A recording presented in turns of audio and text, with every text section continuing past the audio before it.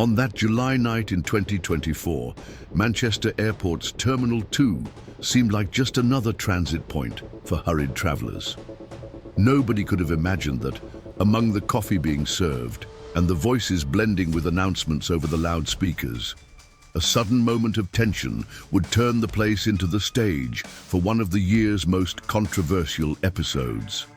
What began as an ordinary wait for boarding would soon become a case debated across the entire nation. How could a simple misunderstanding in a cafe lead to such serious charges against young men with no significant criminal history? And how could a few seconds of violence captured on cell phones be enough to divide public opinion throughout the country? The answer to the first lies in a domino effect of impulsive gestures that escalated into physical aggression. The second highlights how the digital era, with its short and partial videos, can distort perceptions long before the full truth comes to light. Faher Amar, 20, and his older brother Ahmad, 6 years his senior, were waiting in front of a coffee counter when routine broke apart. Neither had an extensive criminal record, but they were about to become the center of a sequence of events that would change their lives. On the other side were 3 patrolling police officers: Lydia Ward, experienced and accustomed to critical situations; Ellie Cook, the young recruit on the rise; and Zachary Marsden, a member of the armed unit. All trained to act quickly, yet none of them could foresee that on that night each of their instinctive reactions would be put to the test. Faher Amar was born and raised in Rochdale, Greater Manchester, into a working-class immigrant family. His youth was not marked by academic achievement. He dropped out of school as a teenager and often became involved in minor troubles, street fights, and disorderly conduct reports. These episodes did not make him a notorious criminal, but were enough to shape an image of instability in the eyes of local authorities. His older brother, Ahmad, lived a more discreet life.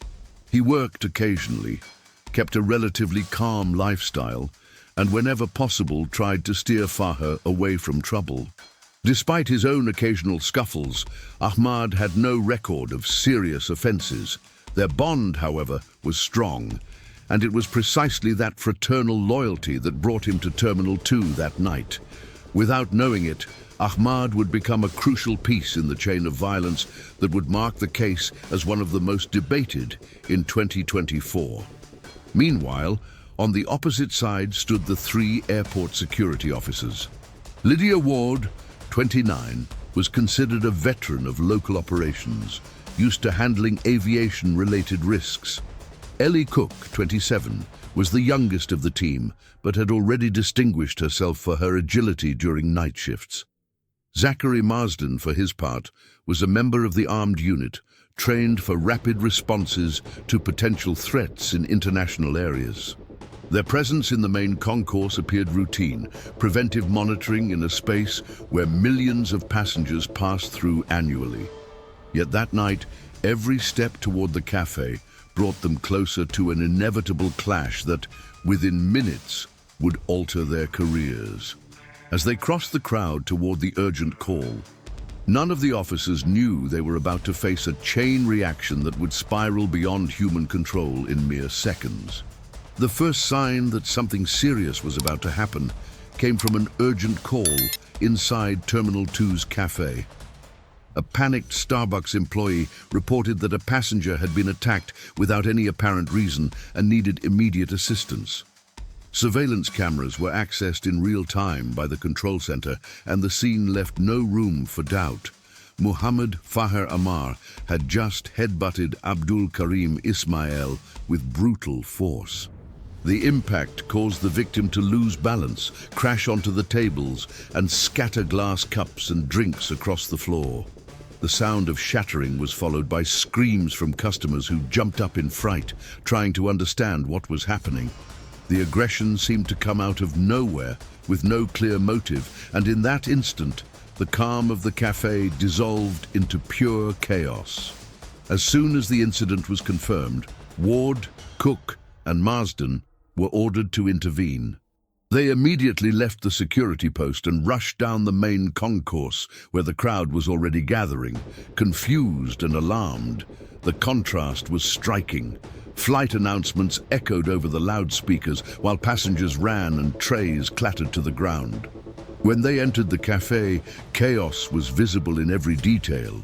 Coffee spilled across the floor, customers pressed into corners for safety, and at the very center, Amar stood still in front of the counter, breathing heavily in total silence.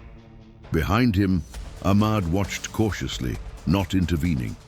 The three officers approached from behind, following the high-risk protocol. A quick, coordinated movement to prevent escape or further assault. The tension was palpable, and every second of hesitation could mean more violence. What followed proved how a seemingly small gesture could trigger an uncontrollable chain reaction. The officers advanced firmly, ordering Amar to face the wall and put his hands behind his back. The protocol was clear: neutralize the threat before it could escalate.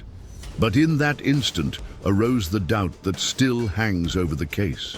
Did Amar truly not hear the orders because of the surrounding noise? Or did he simply choose to ignore them? The young man remained still for a few seconds that felt like an eternity. It was in this brief interval that everything began to spiral out of control. Ahmad, trying to intervene for his brother, took a step forward and brushed Marsden's hand away in a seemingly minor, almost instinctive gesture. However, that small touch was enough to ignite the fuse of an imminent explosion. Marsden immediately reacted, shoving Ahmad back, while Ward and Cook prepared to restrain Amar. From that point on, the accumulated tension transformed into open confrontation. In seconds, the scene turned chaotic. Amar spun around and, with unexpected force, struck Lydia Ward directly in the face with his fist. The impact was devastating. The officer's nose broke instantly, blood pouring down her uniform. Cook rushed to assist her, but was met with a violent elbow to the temple that sent her crashing to the ground, stunned. Marsden, seeing his colleagues in danger, lunged to control the brothers, but the environment was already completely out of control. Though unarmed, Amar displayed street-fighting skill, more than 10 punches thrown in succession, 2 elbow strikes, and a kick that hit Cook in the body. Ward struggled to rise amid blood and pain, while Ahmad tried to push Marsden away in the frenzy. What should have been a quick intervention had turned into a brutal fight lasting less than 60 seconds, but with consequences that would resonate for months in courtrooms, newspapers, and social media. When the fight seemed uncontrollable, Marsden made the critical decision to use his taser. Amid the shouting crowd and the sound of crashing tables, he fired at Amar, who was hit and fell to the ground, convulsing. Even under the electric shock, the young man tried to resist, moving his arms and kicking, forcing Marsden to fire a second discharge. Cook, still dazed from the elbow blow, got back on her feet and also deployed her taser, reinforcing the restraint. The combined shocks finally subdued Amar, allowing the officers to attempt to handcuff him. Yet the scene, partially captured on bystanders' cell phones, showed only the moment when the young man was on the ground. This fragment led many to believe the police response had been excessive. As Amar was restrained, the surrounding environment turned into a spectacle of panic and instant judgment. Passengers screamed, some calling for calm, others recording every detail on their phones. The floor was covered in spilled coffee, broken glass, and bloodstains that exposed the violence of the previous minutes. Ward, her face bloodied, struggled to compose herself, while Cook limped at her side. Ahmad, meanwhile, was surrounded by backup officers who had just arrived. Sirens echoed throughout the terminal, and the area was quickly sealed off. The chaos inside the cafe was not only physical.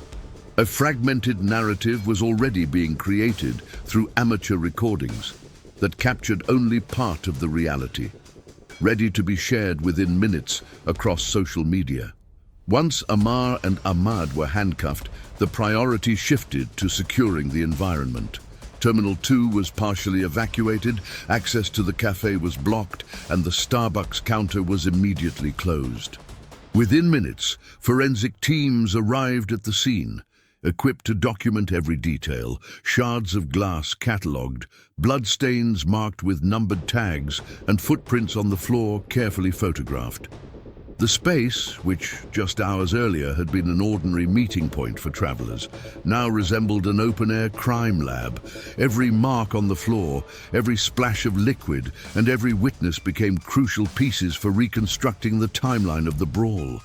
Beyond the physical work on site, another front quickly opened: the recordings. All cameras in the terminal were requisitioned, from those inside the cafe to those monitoring corridors, escalators, and the parking lot outside. At the same time, videos filmed by passengers began circulating through messaging apps and social media. Curiously, most of these clips showed only the final moments, when Amar was already on the ground being restrained. This fragmented imagery fueled a partial narrative that accused the police of brutality. For the investigative force, it was clear from the start that they would need to counter the edited clips spreading online with the complete footage from the internal security system. The battle between public perception and technical truth was already taking shape. Just a few hours after the incident, medical reports began to outline the seriousness of the injuries. Lydia Ward was diagnosed with a broken nose and soft tissue damage to her face, confirming the violence of the first punch. Ellie Cook, meanwhile, suffered deep bruises to her temple and shoulder, the direct result of the elbow strike and subsequent fall. Zachary Marsden, though less injured, bore scratches and abrasions on his arms from the physical struggle with Ahmad. On the other side, Faher Amar sustained only superficial scratches from the restraint process, which sparked even more intense debate. For many critics, the disparity in injuries seemed to prove that the police had used disproportionate force. Official documents, however, reinforced the narrative that the officers had been the initial targets of assault before moving to containment. In addition to the medical evidence, dozens of passengers were interviewed to clarify the dynamics of the episode. Most reported that the officers gave verbal commands, but acknowledged that the deafening noise of the terminal could have prevented Amar from fully understanding the orders. Others recalled seeing Ahmad physically intervene before the fight exploded. These testimonies were crucial in establishing the sequence of events, and in many cases corroborated the images from the security cameras. Still, subtle divergences emerged. Some insisted Amar appeared confused and frightened, while others described him as aggressive and determined. This multiplicity of versions reflected the complexity of the case and foreshadowed the battles that would unfold in court. With all the pieces of evidence gathered, digital forensic specialists began reconstructing the chronology of the incident. The internal CCTV footage was analyzed frame by frame, revealing every detail. The moment Amar headbutted Abdul Karim, Ahmad stepping forward to push Marsden's hand away, the punch against Ward, and the officer's subsequent reactions. The work was so meticulous that graphic simulators were used to transform the sequence into animations, recreating the position and movements of each person involved, second by second. These visual reconstructions, in addition to helping the jury understand the events, eliminated the distortions created by short, edited clips circulating online. The forensic analysis went beyond the footage. Fingerprints collected from broken cups, blood stains scattered across the cafe floor, and even the trajectory of body movements were cross-referenced with witness testimony and medical reports. The result was an indisputable portrait of how the events unfolded in less than 60 seconds. This technical material was essential to counter the public perception fueled by social media, where partial recordings suggested police brutality. For investigators, The technical reports represented not only the factual truth, but also an indispensable tool to protect the credibility of the police force under intense public scrutiny. When the case reached Liverpool Crown Court, the attention from the press and the public was massive. For 4 weeks, the courtroom became the stage for opposing narratives. On one side, the prosecution, armed with full CCTV footage, medical reports, and witness testimony. On the other, the defense, determined to present Amar and Ahmad as young men caught off guard and confused by an abrupt police approach. The courtroom was packed daily with journalists, relatives, and onlookers, all searching for answers about what had really happened that July night. The prosecution argued that Amar had deliberately initiated the attack and used extreme force against the officers, presenting visual and medical evidence to support their case. The defense countered by claiming the officers had approached from behind without giving Amar sufficient time to comprehend their orders, suggesting that his reaction and Ahmad's intervention stemmed from instinctive self-preservation. Amid emotional witnesses and technical analyses, the jury faced 2 irreconcilable versions, each supported by arguments that reflected not only the scene in the café, but also the broader battle between institutional credibility and public perception. After weeks of testimony, technical evidence, and heated debate, the jury finally reached a conclusion on the charges.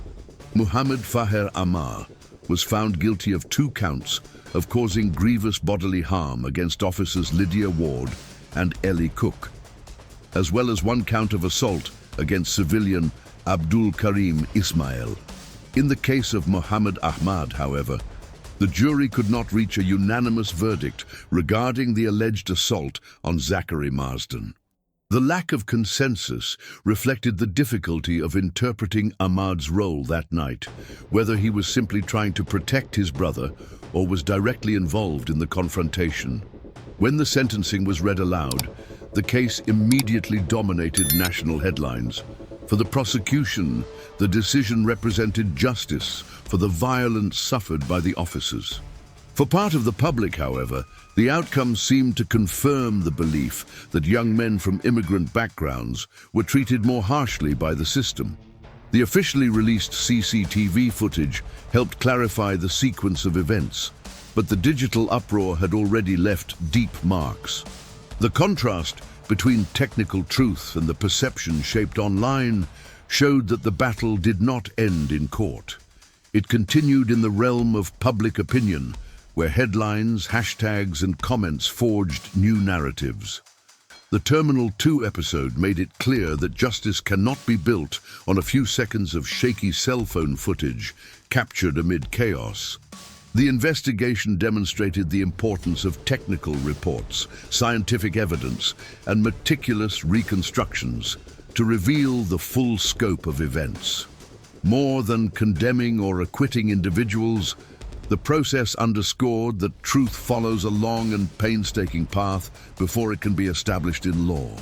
The contrast between the complete internal CCTV footage and the partial clips shared online revealed how easily public perception can be manipulated when fragments are presented as if they were the whole story. Beyond its legal implications, the case exposed crucial questions about police conduct in high-risk environments. How can officers ensure that commands are transmitted clearly amid noise and panic? How should the balance be struck between the need for immediate action and the transparency demanded by society? These questions raised during and after the trial continue to echo in debates about public safety. In the end, the Amar case became a portrait of our time, a reminder that truth must be defended against the rush of digital judgment, and that the line between justice and controversy can be as fragile as a few seconds of footage on a phone. Enjoyed this case? Don't forget to subscribe to the channel for more true crime stories like this. Drop a comment and let us know where you're watching from. We love seeing how far our stories travel. Hit the like button to support our work and share this video with fellow true crime fans.